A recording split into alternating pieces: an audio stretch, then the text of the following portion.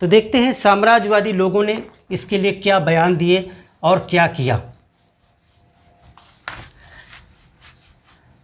साम्राज्यवादी जो लोग थे, अंग्रेज थे, उन्होंने जनरल डायर की भर्त्सना नहीं की, उल्टा उनकी तारीफ की।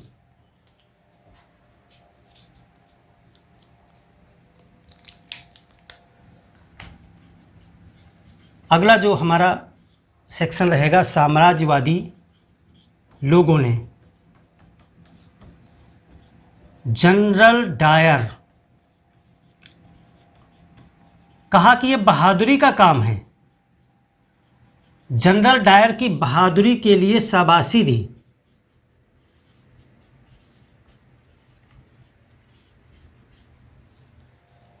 हाउस ऑफ लॉर्ड्स में क्या किया गया आप देखें, ब्रिटेन के हाउस ऑफ लॉर्ड्स में, House of Lords, House of Lords क्या है? जैसे भारत की संसद में 2 सदन होते हैं, लोकसभा राज्यसभा, वैसे ही ब्रिटेन में भी 2 सदन होते हैं, हाउस ऑफ लॉर्ड्स और हाउस ऑफ कॉमन्स। जैसे हाउस ऑफ कॉमन्स अपने वहाँ का लोकसभा है और हाउस ऑफ लॉर्ड्स जो है वो अपने वहाँ की राज्यसभा जैसे है, उस प्रकार से है। तो ब्रिटेन के हाउस ऑफ लॉर्ड्स में डायर को सम्मानित किया गया।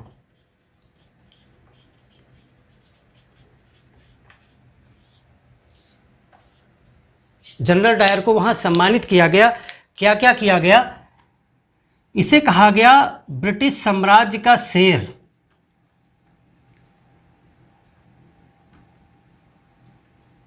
ब्रिटिश साम्राज्य का शेर कहा गया।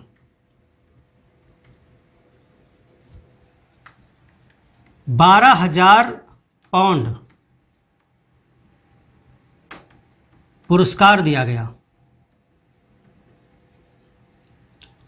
एक तलवार दी गई इसको पुरस्कार में। इस पे लिखा था स्वॉर्ड ऑफ ऑनर, सम्मान की तलवार, स्वॉर्ड ऑफ ऑनर इसको दिया गया। ये सभी कृत्य क्या बताते हैं कि अंग्रेज ताली बजा रहे थे, अंग्रेज खुश थे कि जनरल डायर ने बहुत बहादुरी का काम किया है। पुरस्कार देने का सीधा सा मतलब तो यही है ना, और वो भी किसी ऐसी जगह से नहीं, आपके सबसे ऊंचे सदन के द्वारा इसको किया जा रहा है। माइकल ओ डायर, ये ब्रिटेन के हाउस ऑफ लॉर्ड्स के सदस्यों के द्वारा ये है, ये वहाँ के सदस्यों द्वारा है। अब बात करते हैं माइकल ओ डायर, जो पंजाब का लेफ्टिनेंट गवर्नर था। उसने क्या किया? पंजाब के lieutenant governor Michael O'Dyer, ये आर डायर है और ये है ओ डायर। डायर ने आर डायर के कार्य को उचित ठहराया, कार्य को उचित ठहराया, कहा यह सही किया जो किया।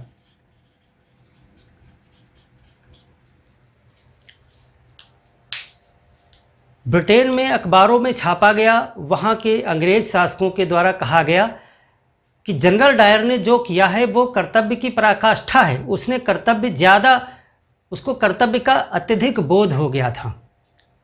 उसने अपने कर्तव्य को करने के लिए सिर्फ ज़्यादा बल का प्रयोग किया है, लेकिन जो भी किया वो बहुत निष्ठा के साथ किया है। यानी ये तो उल्टा तारीफ की जा रही है।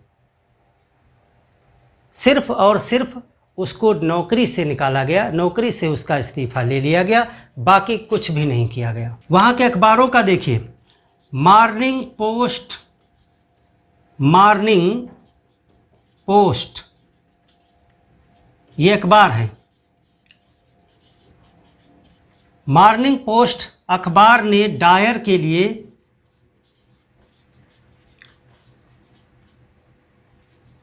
£30,000 चंदा इकट्ठा किया।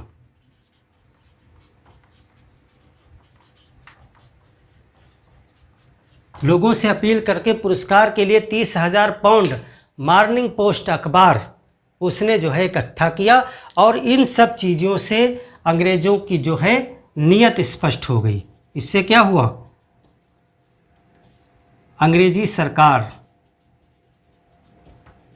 की नीयत खुलकर सामने आ गई।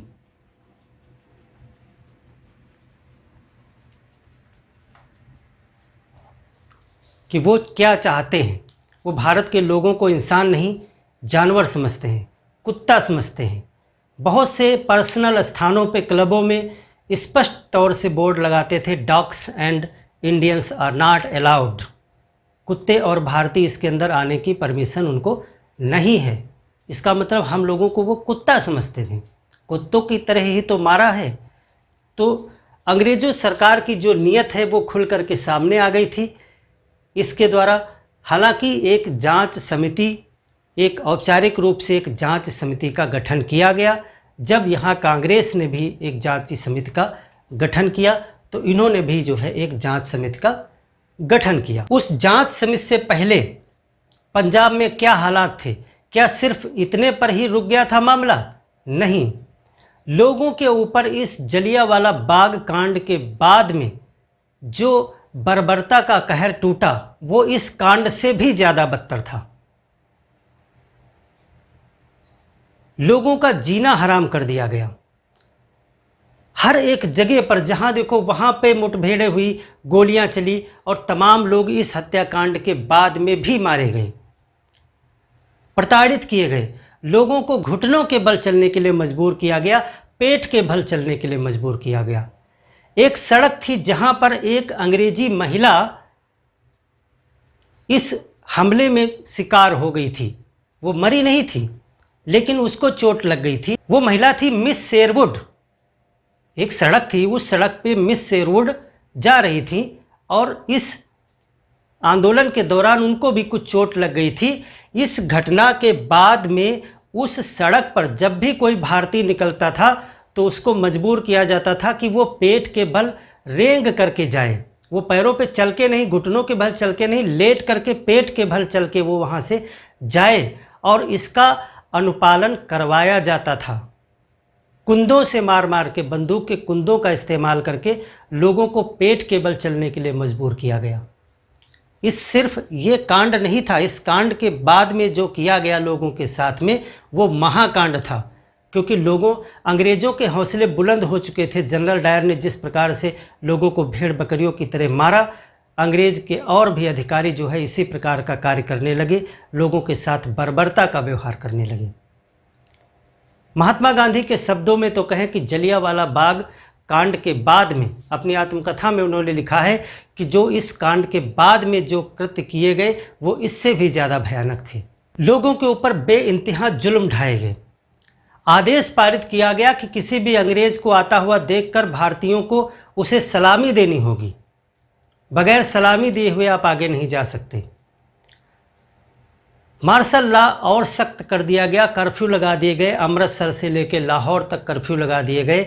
लोगों को खाने की दिक्कत होने लगी, पीने की दिक्कतें होने लगी, तमाम लोग भूखमरी का शिकार होने लगे। ऐसे में हरकिशन लाल के एक व्यक्ति थे, अमीर व्यक्ति थे, उन्होंने जो है लोगों के ऊपर दया दिखा करके एक निःशुल्क लंगर का आयोजन कर दिया। तो उनकी पूरी संपत्ति को अंग्रेज़ों ने जब्त कर लिया। 40 लाख के आसपास की संपत्ति थी उस समय में। वो सारी संपत्ति अंग्रेज़ों ने जब्त कर दी और हरकिशन लाल को काले पानी की सज़ा दे दी।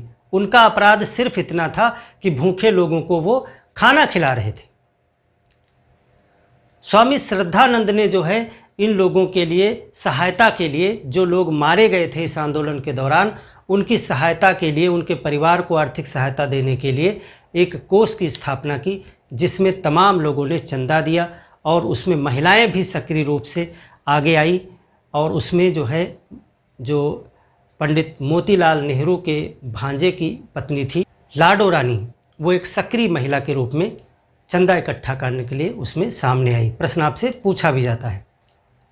लाडो रानी कौन थी? ये मोतीलाल नेहरू के भांजे की पत्नी थी। लाडो रानी एक सक्रिय महिला थी, चंदा इकट्ठा करने में इन्होंने बहुत सक्रिय भूमिका निभाई और इस कोष की स्थापना जो है वो स्वामी श्रद्धानंद ने की थी। और हरकिशन लाल जिन्होंने लंगर लगाया उनको काले पानी की सज़ा दे दी गई। 14 अप्रैल और 15 अप्रैल को भी कई जगहों पर गोलीबारी हुई जिसमें कई लोग मारे गए। बाद में जांच के लिए हंटर कमेटी की स्थापना की गई सरकार के द्वारा और कांग्रेस के द्वारा एक अपनी समिति जिसको तहकीकात समिति कहा गया उसकी स्थापना की गई।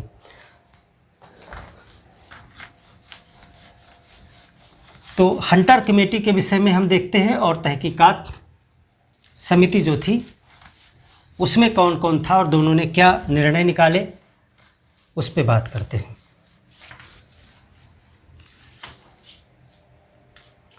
जांच।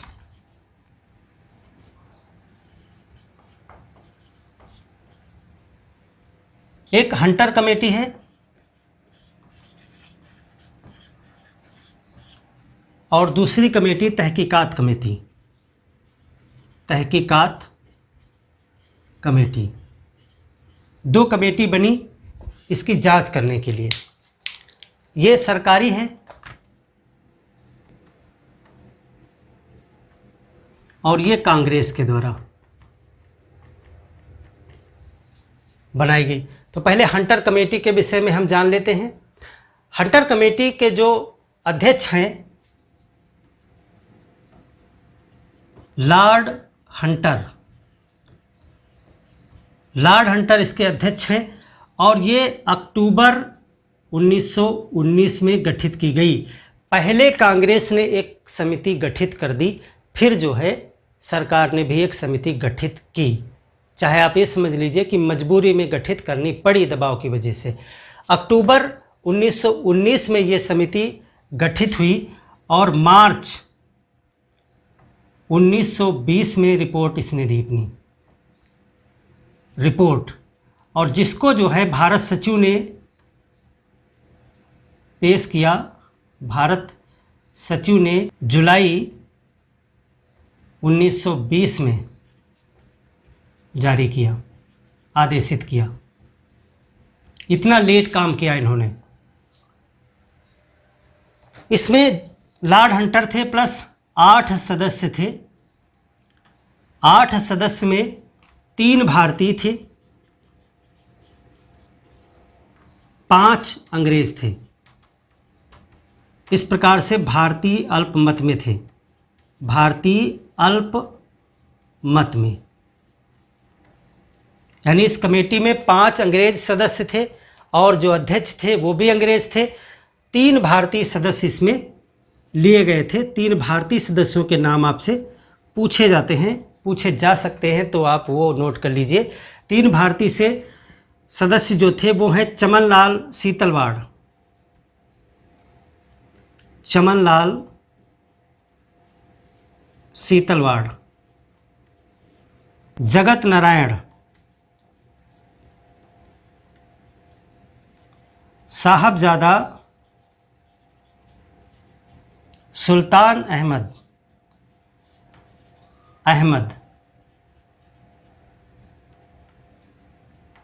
ये 3 भारतीय सदस्य थे। 5 अंग्रेज थे, उनके नाम आपको जानने की जरूरत नहीं है, लेकिन यहाँ से स्पष्ट ये हो रहा था कि 5 ये और अध्यक्ष मिला के 6 लोग अंग्रेज थे, इसीलिए यहाँ पर भारतीय अल्पमत में थे। इस हंटर कमेटी में, हंटर कमेटी का गठन जलियांवाला बाग हत्याकांड की जांच करने के लिए हुआ था। और इसने क्या परिणाम निकाला? परिणाम महत्वपूर्ण है। इसका परिणाम क्या था या रिपोर्ट इसकी क्या थी? इसकी रिपोर्ट थी कि 379 लोग मारे गए, 1200 घायल। यही सरकारी रिपोर्ट है। हालांकि जो भारतीय सदस्य थे उन्होंने मृत संख्या जो है वो ज़्यादा बताई थी, लेकिन रिपोर्ट में 379 लोग मृत और 1200 लोग घायल करार दिया गया और यही ऑथेंटिक आंकड़े माने जाएंगे, क्योंकि सरकार अंग्रेज़ों की थी।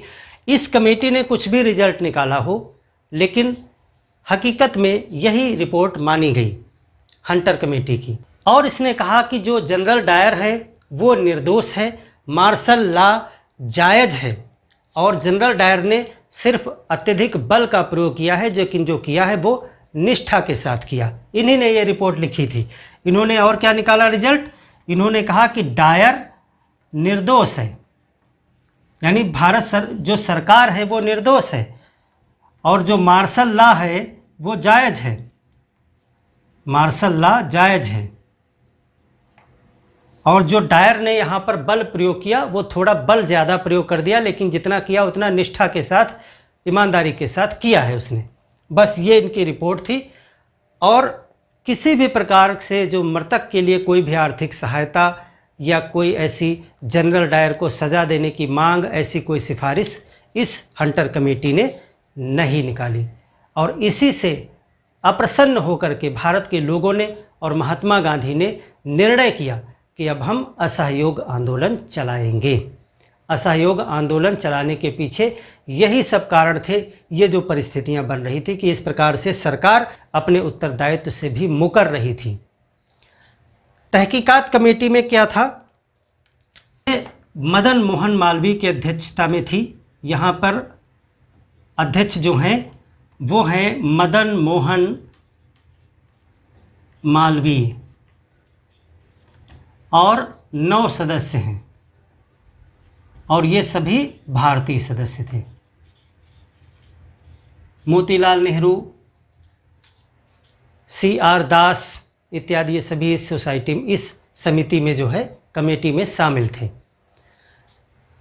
इन्होंने जो रिजल्ट निकाला उसमें आंकड़े कुछ भी रहे हों, इन्होंने मृतकों की संख्या ज़्यादा निकाली, इन्होंने कहा घायल भी बहुत लोग हुए हैं। इन चीज़ों पर ज़्यादा फोकस ना करके इन्होंने जो मांग की, इस कमेटी ने, इन्होंने कहा कि डायर जिम्मेदार है इसके लिए, सज़ा की मांग की।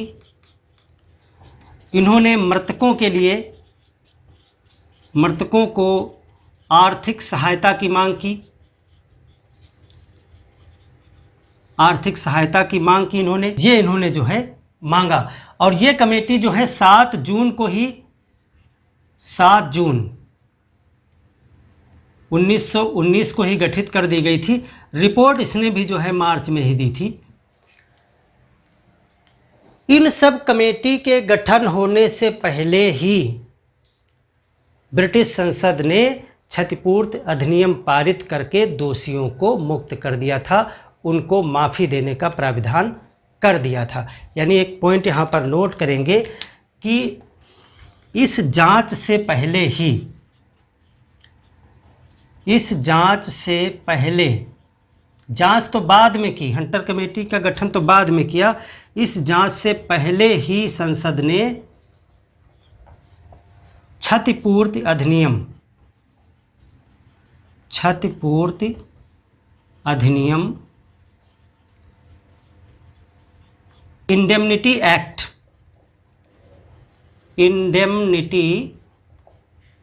एक्ट पारित करके दोषियों, जो दोषी थे इसके लिए, दोषियों के माफ़ी का प्रावधान कर दिया था, माफ़ी का प्रबंध कर दिया था। कहा कि माफ़ कर दिया जाएगा सबको। इंडेमनिटी एक्ट पारित कर दिया, क्षतिपूर्ति अधिनियम पारित करके पहले ही प्रावधान कर दिया। जांच तो बाद में होती रही, जांच की रिपोर्ट कुछ भी आई, पहले ही आपने ऐसा प्रावधान कर दिया तो जांच कराना या ना कराना कुछ भी नहीं है। तहकीकात कमेटी ने जो रिजल्ट निकाले कि डायर और उसकी टीम जिम्मेदार है इसके लिए, जो गवर्नर था लेफ्टिनेंट वो जिम्मेदार है इसके लिए, शासन प्रशासन सरकार उत्तरदायी है इसके लिए, और उनको सज़ा दी जाए, जो मृतक हैं उनको आर्थिक सहायता दी जाए, लेकिन सरकार इस पर चुप्पी साधे रही, कोई भी एक्शन नहीं लिया। तब जाके महात्मा गांधी ने निर्णय लिया कि हम असहयोग आंदोलन करेंगे। जनरल डायर का क्या हुआ? जनरल डायर को बस इतना किया गया कि उसका जो है त्यागपत्र ले लिया गया, बस इतना ही किया गया, उसको कोई सज़ा नहीं दी गई। जनरल डायर त्यागपत्र ले लिया गया, वो ब्रिटेन चला गया,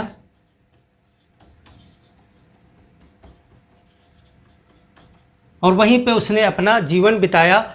और उसने जो है बाद में एक रेंज फाइटर, एक जहाज़ होता है रेंज फाइटर, इसी जनरल आर डायर ने जो है बाद में एक रेंज फाइटर का आविष्कार किया था, ब्रिटेन में आविष्कार किया था अंतिम दिनों में। ये रेंज फाइटर क्या होता है? ये दूसरे विमानों की टोह लेता है, पता लगा लेता है, दूसरे विमानों का पता लगाना इसका काम होता है। टोह लेना यानी समझिए एक प्रकार से जासूस टाइप का ये जहाज़ होता है, रेंज फाइटर बोला जाता है इसको। इसका आविष्कार जो है वो जनरल आर डायर ने ही ब्रिटेन में जाकर के किया था। और 1927 में ब्रेन की कुछ बीमारी की वजह से इसकी मृत्यु हो गई। 23 जुलाई 1927 में मृत्यु।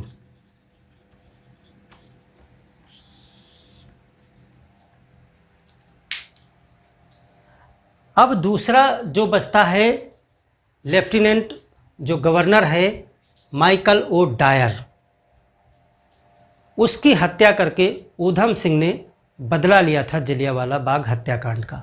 वो हम जो है आपको बताते हैं किस प्रकार से हुआ। ऊधम सिंह 15-16 साल का एक नौजवान उस समय जलियांवाला बाग में उपस्थित था। आंखों देखी उसकी घटना है ऊधम सिंह की। जिस समय जलियांवाला बाग हत्याकांड हुआ वहाँ पर एक 16 साल का लड़का था जिसका नाम था ऊधम सिंह।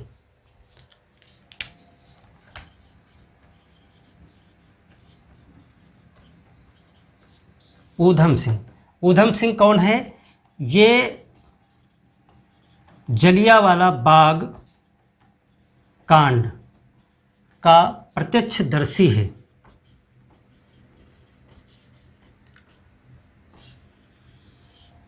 हमारे देश में शहीदों ने, देश के क्रांतिकारियों ने इस देश की राह में अपने प्राणों का बलिदान दिया है। ऊधम सिंह उन्हीं शहीदों में गिने जाते हैं जिन्होंने अपने देश के सम्मान की रक्षा के लिए इस जलियांवाला बाग हत्याकांड का बदला लेने के लिए 21 वर्षों की तपस्या की थी। 16 वर्ष का ये नौजवान ऊधम सिंह जलियांवाला बाग कांड का प्रत्यक्षदर्शी थे। वहाँ पर ये उपस्थित थे और इस कांड में वो बच गए थे। बचने के बाद में इन्होंने प्रण किया था, बदला लेने का प्रण किया इन्होंने।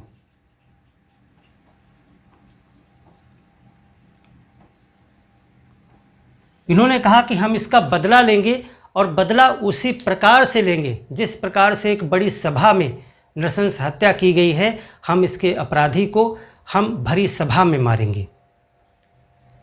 और इसके लिए ये निकल पड़े। गरीब थे, पैसे का प्रबंध नहीं था।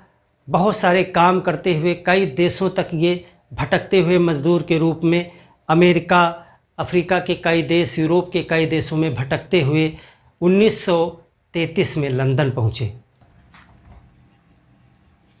कई देशों में भटकते, काम करते 1933 लंदन, 1933 में लंदन पहुँचे और वहाँ जाकर के ये रहने लगे और उचित मौके की तलाश करने लगे। वहीं पर जाकर के इन्होंने एक अपने लिए रिवॉल्वर खरीदी, पैसे का प्रबंध करके। पैसे ही नहीं थे, गरीब थे, इतने पैसे ही नहीं थे कि लंदन तुरंत पहुँच जाते। इन्होंने कई काम किए हैं। अगर ऊधम सिंह पे कभी टाइम मिला तो हम एक सेपरेट क्लास करेंगे, तो उसमें हम देखेंगे। यहाँ संक्षिप्त में आप समझ लीजिए कि कई प्रकार से बहुत सारी समस्याओं से जूझते हुए 1933 में ये लंदन पहुँचे और वहीं पर जो है एक निवास में ये रहने लगे। 9 एल्डर स्ट्रीट नाम का एक सड़क था, वहीं पर एक घर लिया इन्होंने किराए पे, वहीं रहने लगे। 9 एल्डर स्ट्रीट पर निवास करने लगे।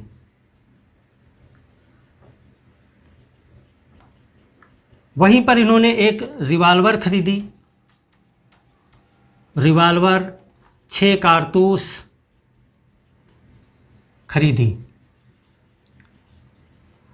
इंतजार करते करते, साधना करते करते, तपस्या करते करते 21 वर्ष का समय बीत गया और 13 मार्च 1940 को इनको जो है एक मौका मिला।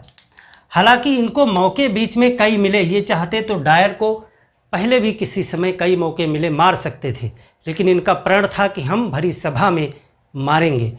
तो 13 मार्च 1940 लंदन रॉयल एशियन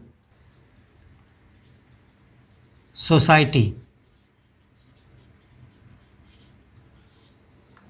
13 मार्च 1940 का दिन है।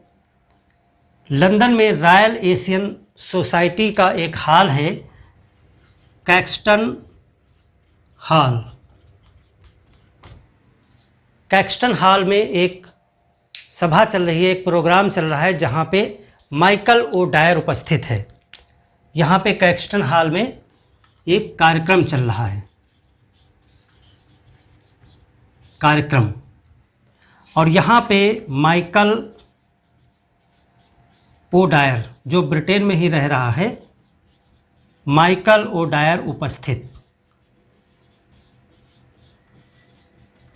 माइकल ओ डायर जो जलियांवाला बाग हत्याकांड के समय पंजाब का लेफ्टिनेंट गवर्नर था 1919 में, और आज 1940, 21 वर्ष का लंबा समय बीत चुका है और ऊधम सिंह ने इन 21 वर्षों में कुछ भी नहीं किया है अपने व्यक्तिगत जीवन के लिए। उन्होंने सिर्फ और सिर्फ जलियांवाला बाग हत्याकांड की रक्षा के लिए, इस देश के सम्मान के लिए अपना पूरा जीवन लगा दिया और एक मौके के इंतज़ार में बैठे रहे। वो आज वो मौका इनके सामने था, रिवाल्वर और 6 कारतूस इनके पास थी। ये वहाँ पर भरी हुई जनसभा में पहुँचते हैं, उस प्रोग्राम में, पार्टी में, और माइकल ओ डायर को गोली मारकर ये हत्या कर देते हैं। यहाँ पर ऊधम सिंह जिनको मित्र लोग जो है राम मोहम्मद सिंह, अपने दोस्त लोगों में राम मोहम्मद नाम से ये फेमस थे, ऊधम सिंह, राम मोहम्मद सिंह नाम से। तो ऊधम सिंह ने डायर की गोली मारकर हत्या कर दी।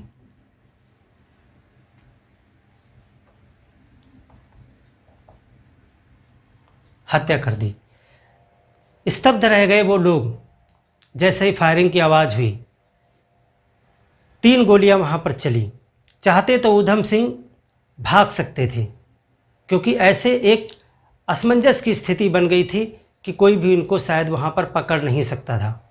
लेकिन ऊधम सिंह का जो संकल्प था वो पूरा हो गया था। उनकी आंखों में संतुष्टि के भाव थे कि आज हमने अपना जो देश का सम्मान है उसको बढ़ाया है, और हमने जो बदला लेने का प्रण किया था वो बदला हमने आज ले लिया है।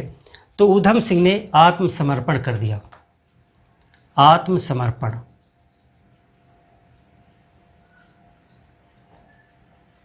कर दिया। इनको पकड़ लिया गया और 1940 में ही 31 जुलाई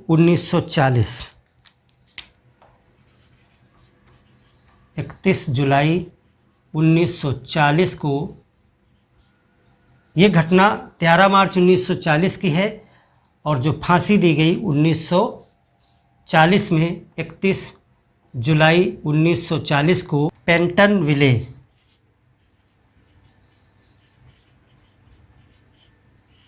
विले जेल में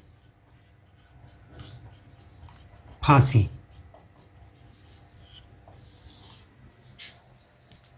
इस प्रकार से 1919 में हुई एक घटना का बदला जो है भारत के एक रणबांकुरे ने ले लिया 21 साल के बाद में। यहाँ पे अक्सर कुछ लोगों को कन्फ्यूज़न होता है कि ऊधम सिंह ने किस डायर को मारा था। तो ऊधम सिंह ने जिस डायर की हत्या की थी वो पंजाब का लेफ्टिनेंट गवर्नर था, और वो भी इस जलियांवाला बाग हत्याकांड के लिए उतना ही जिम्मेदार था जितना कि जनरल आर डायर।